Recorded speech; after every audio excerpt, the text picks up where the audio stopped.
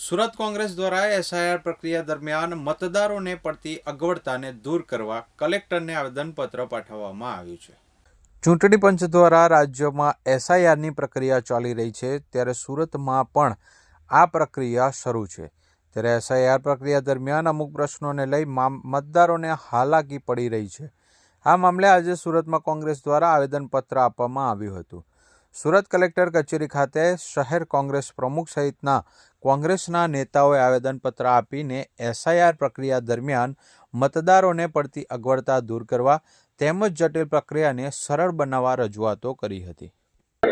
આજે ભારતીય બંધારણ દિવસ છે। એ ઉપલક્ષમાં સુરત શહેર કોંગ્રેસ સમિતિ આજે સુરત શહેરના લોકોનો મત બચાવવા માટે ચૂંટણી કમિશનરને મળવા આવ્યા છે। જે રીતે ભારત સરકાર અને ભારતીય ચૂંટણી પંચ એક ષડયંત્ર કરી અને એસઆઈઆર લાગુ કર્યો છે, એ અમારા બંધારણીય અધિકાર છીનવવાની કોશિશ છે।